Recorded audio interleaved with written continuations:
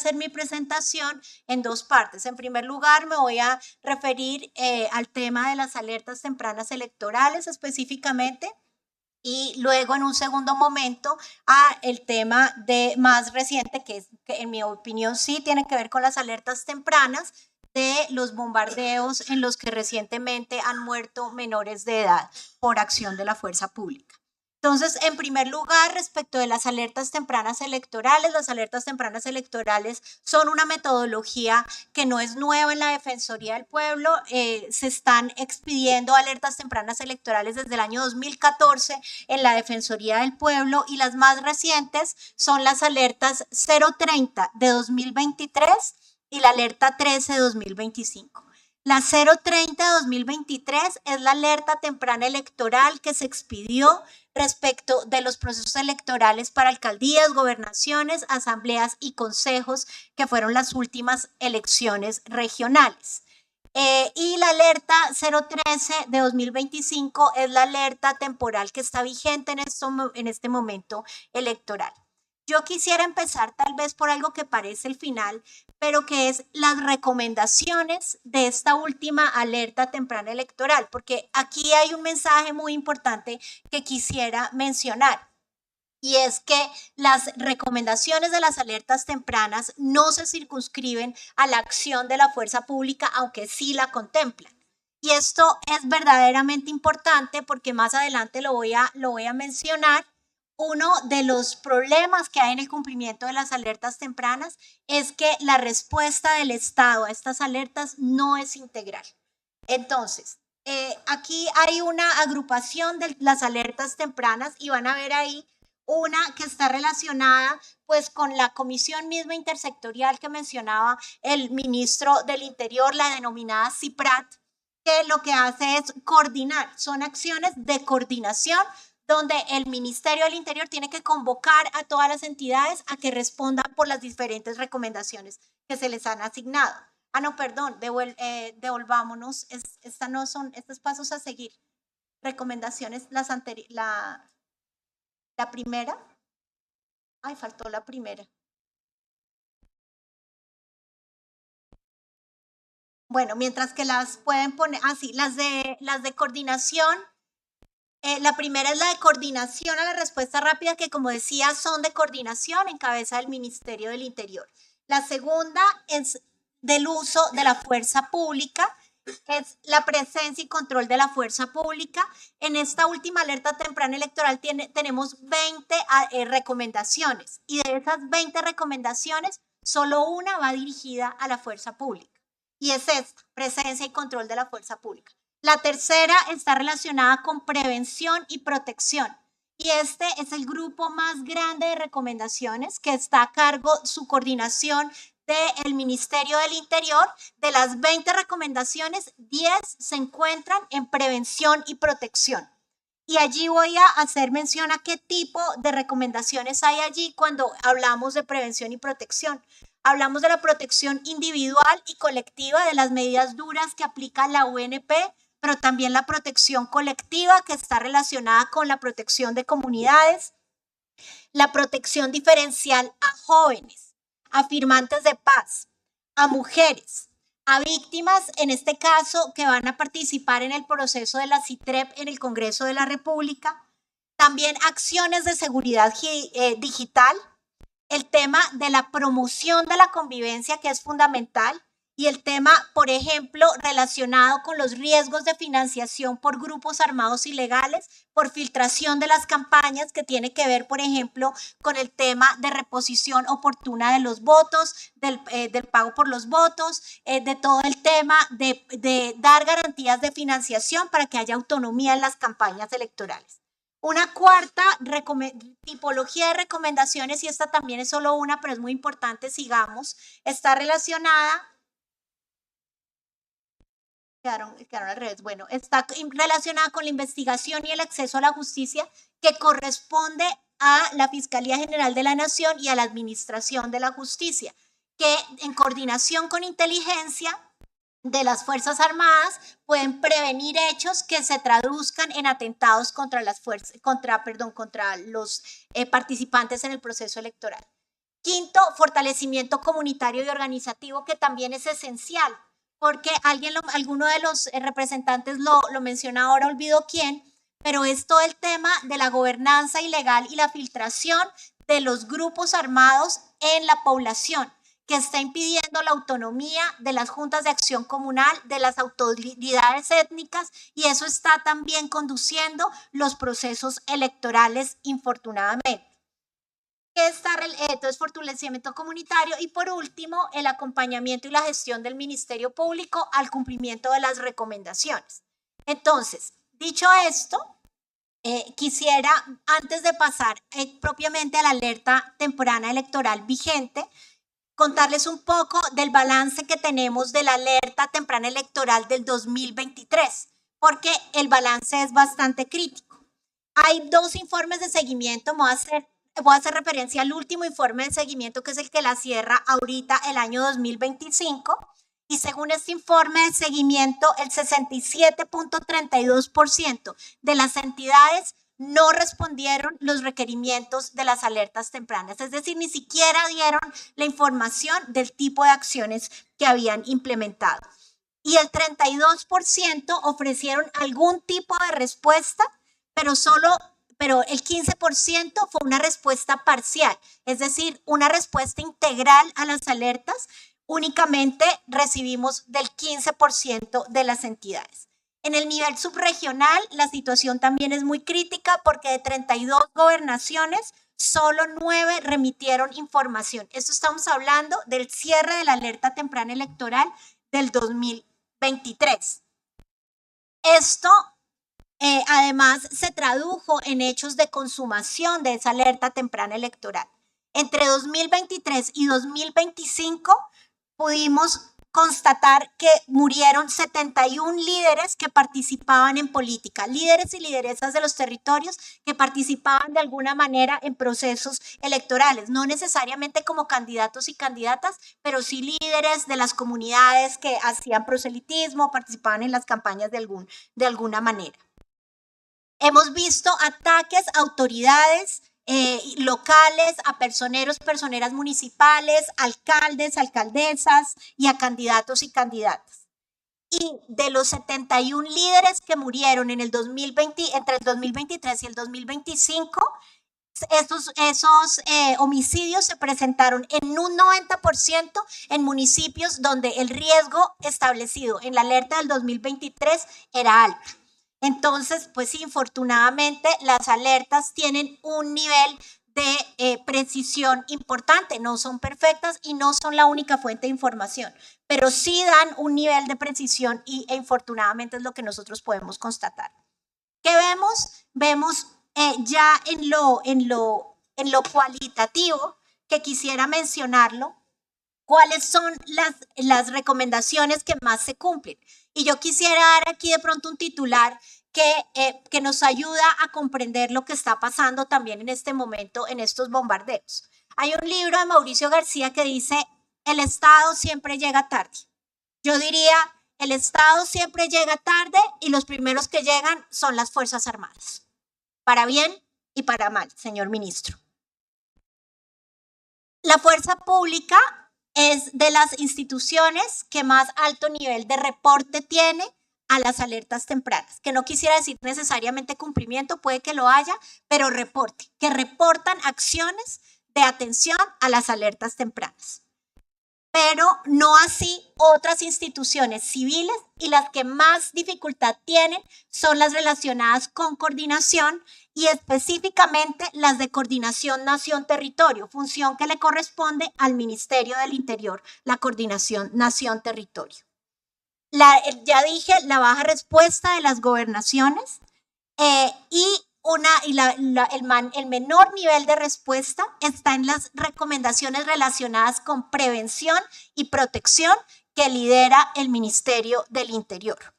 Entonces, creo que también aquí una de las dificultades que hemos encontrado y que quisiera destacar es que la respuesta es formal y no es de alto nivel. Al señor ministro del Interior nunca nos hemos encontrado en una CIPRAT. He tenido reuniones sobre las alertas tempranas con el ministro de Defensa, con el consejero comisionado de paz, con prácticamente todas las autoridades, y no ha sido posible tener una reunión con el ministro del Interior sobre este tema. A la CIPRAT asisten principalmente a la CIPRAT Nacional de la Alerta Temprana Electoral 2025, asistió el señor viceministro, que agradezco mucho su participación, señor viceministro, pero creo que dada la situación y el riesgo electoral, se requiere una respuesta del más alto nivel y estratégica. Nosotros hemos visto, por ejemplo, en esa CIPRAT, al final, yo hice unos comentarios al señor viceministro que está más al tanto pues, de estos detalles, de pronto lo podrá recordar, que realmente la respuesta en esa CIPRAT era muy complicada en términos de especificidad. ¿En qué sentido? Por ejemplo, la fuerza pública decía, toda la fuerza pública está disponible para garantizar el proceso electoral. Esto fue como unos 15 días antes o 20 días antes del proceso de las consultas. El día de las consultas hubo muchas dificultades y hubo cambio de ubicación de las mesas electorales y según la información que dio el propio gobierno, esto obedeció a la que no había capacidad de cubrir con seguridad todas las mesas electorales. Se puede. Continúe. Y algunas autoridades dijeron... No, hay un eco ahí.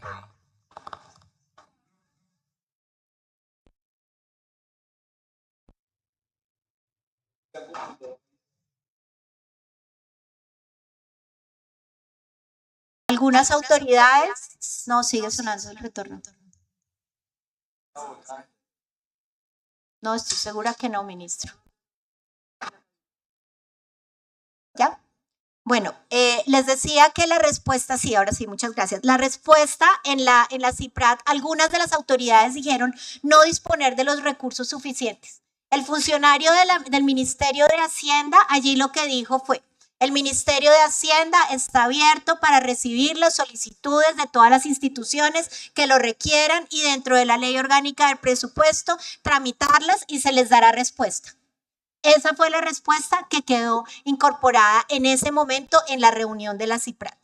Razón por la cual al final me tuve que intervenir y decir, pues no se trata de cumplir con una formalidad, que lleguen todas las instituciones a decir yo he hecho, está la ley de presupuesto, pueden pedir recursos y si no los hay les responderemos que no. Entendemos las limitaciones presupuestales, entendemos las limitaciones que todas las entidades tienen, pero sí se requiere una respuesta específica y diferencial y de alto nivel.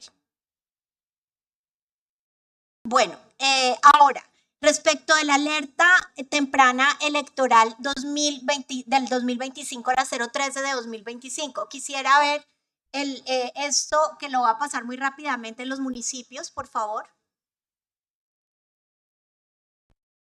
La diapositiva de los municipios. Estos, tal vez aquí es importante, creo que parte de la dificultad es que las altas autoridades del Estado no conocen bien la metodología y la finalidad de las alertas tempranas. Por eso esta metodología no busca dejar de tener en cuenta otras fuentes de información, como la del Centro Integrado de Inteligencia de la Policía, el CI3E. Ni tampoco entrar a competir. Nuestra función no es entrar a competir con el gobierno. Nosotros necesitamos que el gobierno pueda garantizar las elecciones, sino complementar la información. Por eso hemos dividido, se hizo monitoreo en todos los municipios del país y en áreas municipalizadas, no municipalizadas. Y se dividió el país en 5 niveles de riesgo que se pueden resumir en esta alerta. Y se resumen no tanto porque se trate de un llamado a decir no va a haber elecciones, va a haber elecciones el próximo año. La pregunta es ¿Con qué calidad? Todos los candidatos van a llegar a las elecciones. ¿En qué condiciones? En condiciones de libertad. ¿Van a haber podido hacer las campañas en todo el país?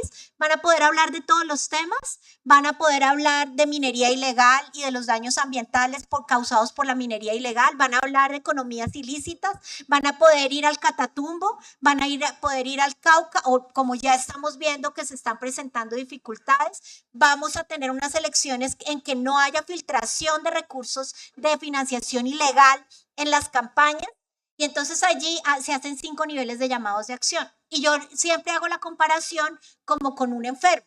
Y el otro día el ministro me decía algo además que es muy cierto, y es como que el enfermo le puede variar el estado de salud.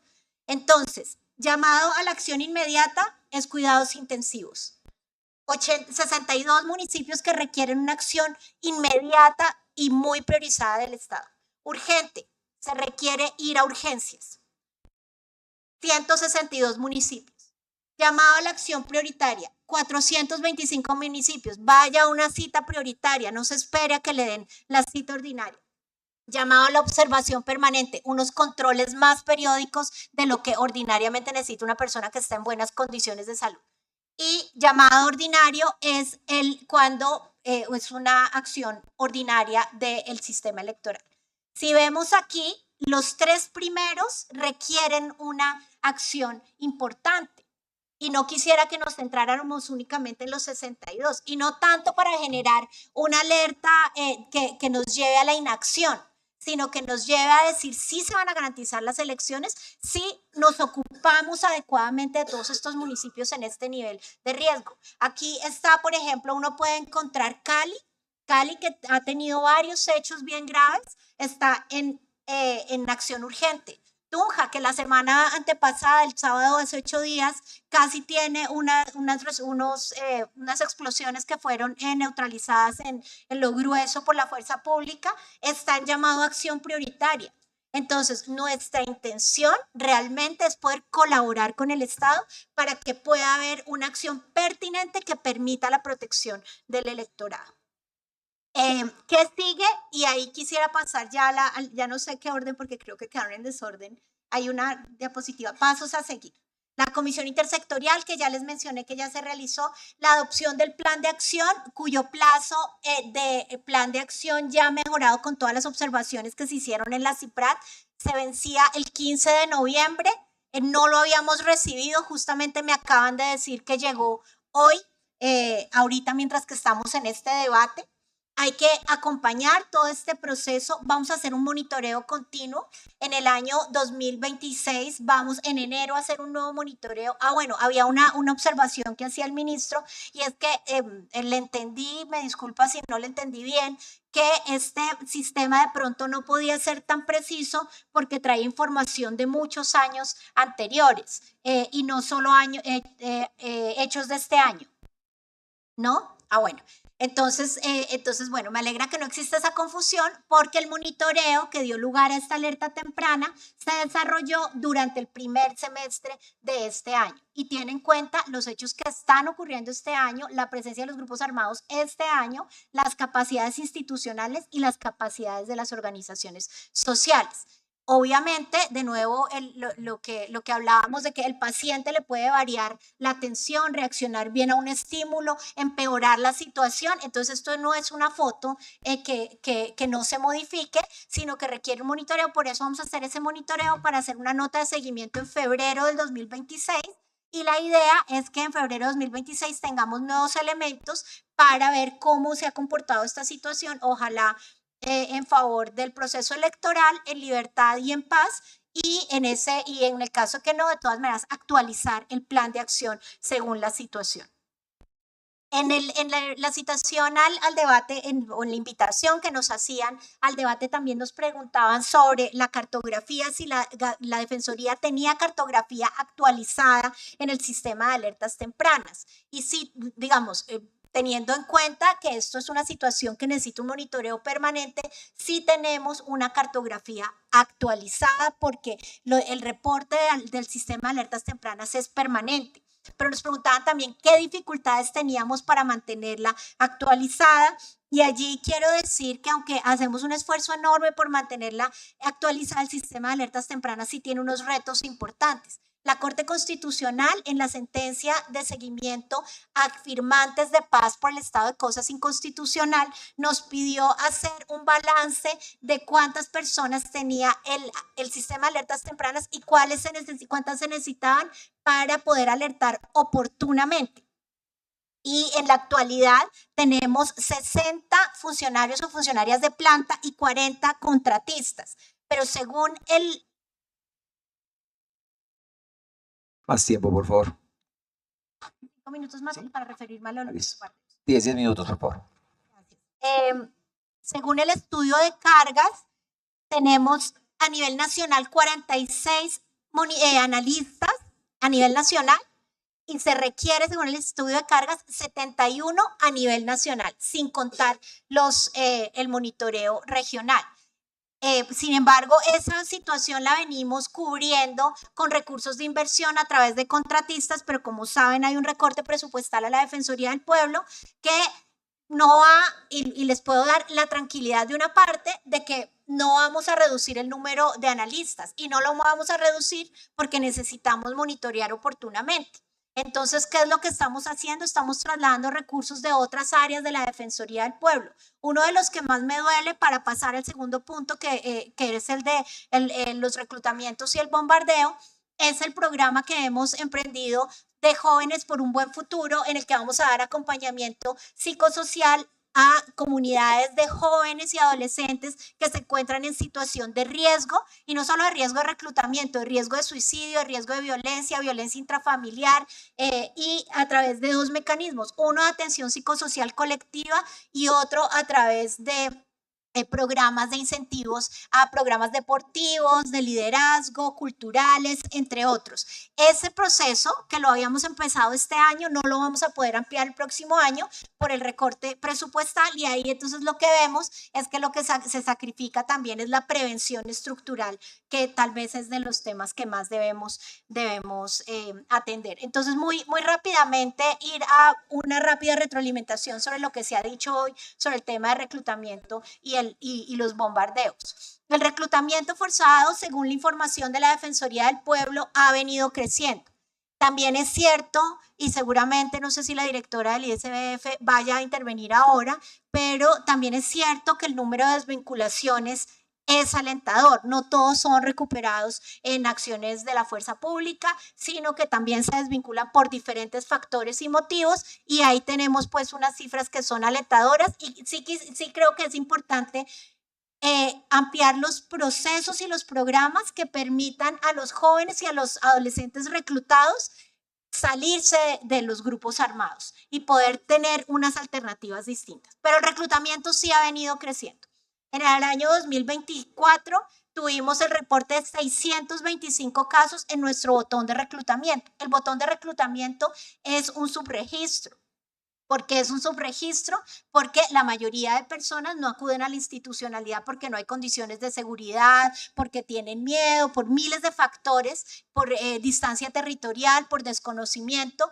625 casos, cuando en el año 2023 habíamos cerrado con 423 casos. Y aquí estamos viendo solo la punta del iceberg. Ya lo han dicho acá, la mayoría son población indígena y afrodescendiente, 46% son menores de edad indígenas y 6% son afrocolombianos. Todos los grupos armados están adelantando reclutamiento forzado. Quienes más lo están adelantando, según nuestro reporte, en el cual puede haber digamos por el subregistro no ser preciso, es las disidencias de la línea de mordisco, pero en general las disidencias, pero tenemos reportes de todos los grupos armados, del Clan del Golfo, de la Coordinadora Ejército Bolivariano, entre otros. Y lo que también estamos advirtiendo es un crecimiento del reclutamiento de niñas y adolescentes mujeres. 38% el año pasado, y este año estamos viendo que está subiendo encima del 40%. Lo que he dicho en muchos espacios, no es esta la paridad que tenemos, no queremos la paridad en el reclutamiento, que es donde más aceleradas son las cifras de paridad. Un segundo mensaje: Es verdad, la primera responsabilidad de que estos niños o adolescentes mueran en los bombardeos es de los reclutadores. Es decir, y no solo de las disidencias de Mordisco, también de las disidencias de Calarcá, también del ELN, también del Clan del Golfo, también de los otros grupos armados que operan en el país. El reclutamiento es un crimen de guerra. Disiento con el presidente de la República que ojalá los juzgue la Corte Penal Internacional. No, ojalá lo juzgue la justicia colombiana. La Corte Penal Internacional es un mecanismo subsidiario que opera cuando la justicia colombiana no puede o no tiene la voluntad de judicializar estos hechos. Entonces no podemos dar por hecho que nuestras autoridades judiciales no lo van a poder hacer y debe ser judicializado como un crimen de guerra en Colombia. Tercero, en cuanto a los bombardeos, yo más que discutir punto a punto los elementos y entendiendo los difíciles debates y decisiones éticas que tiene que tomar el sector defensa, el ministro y el presidente de la República, quisiera más bien hacer referencia a unos puntos específicos. Primero, ¿por qué no nos habíamos enterado de que había menores de edad que estaban muriendo en estos bombardeos? Creo yo que el gobierno nacional debió haber sido el primero que debió haber salido a informarle a la opinión pública esta situación. Segundo, la cantidad de niños, niñas y adolescentes que murieron en los 4 bombardeos que se conocen hasta el momento que murieron niños, niñas y adolescentes, fueron bombardeos en los que fue creciendo el número de niños, niñas y adolescentes que murieron. Primero, el retorno al Guaviare, 24 de agosto, según cifras de medicina legal, murieron 3 menores de edad, 2 hombres y una mujer. En el de Puerto Santander murieron 4 menores de edad, 3 hombres y una mujer. En el de Calamar Guaviare, que ya fue ahorita en noviembre, la semana pasada, el de Puerto Santander, 1 de octubre, el de Calamar Guaviare, 10 de noviembre, 7 menores de edad, 4 mujeres y 3 hombres. Y en el de Puerto Rondón, Arauca, una menor de edad y podrían ser 2 según información de medicina legal y que ha corroborado el presidente de la República.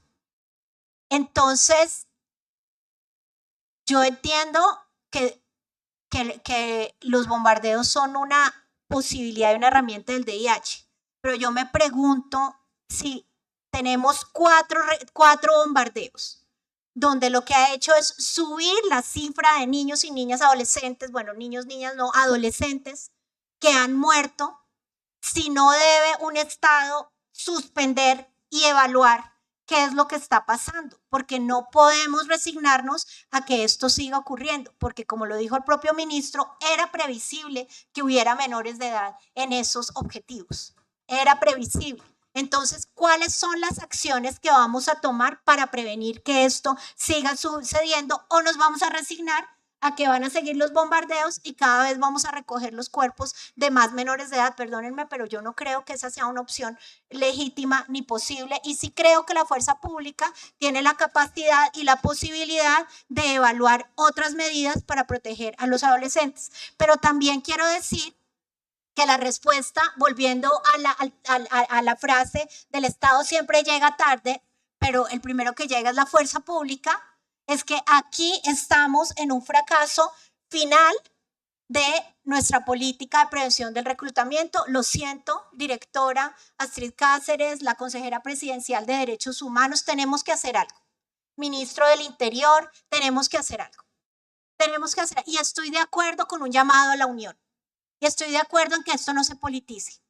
Y estoy de acuerdo en que esto aquí no se puede volver sencillamente quién fue el que más tuvo la culpa. Tenemos que trabajar todos conjuntos y articuladamente para rescatar a todos los niños, niñas y adolescentes que siguen en las filas de los grupos armados, exigir la responsabilidad de los grupos armados ilegales y fortalecer con recursos y con respaldo institucional total a las autoridades que están encargadas de la prevención del reclutamiento forzado.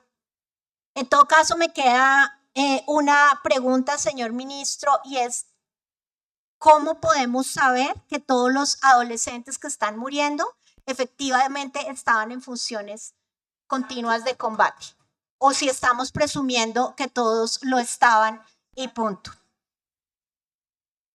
Alerta temprana electoral 01 de 2025, sobre el Guaviare, el municipio que estamos hablando y que usted refirió en su intervención. En esta alerta temprana de varios departamentos, como usted mencionó, el municipio de Calamar es uno de los municipios con riesgo máximo desde enero de este año. Y allí el escenario del riesgo, según la alerta temprana, señor ministro, no proviene exclusivamente de la presencia de las disidencias de mordisco.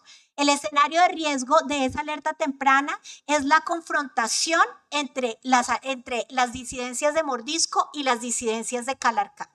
Ruptura que se generó el año pasado después de que se levantó el proceso de conversaciones con las disidencias de la línea de mordisco. Eso generó una ruptura al interior del llamado Estado Mayor Central, que lo dividió en las disidencias de mordisco y el denominado Estado Mayor de los bloques y el frente.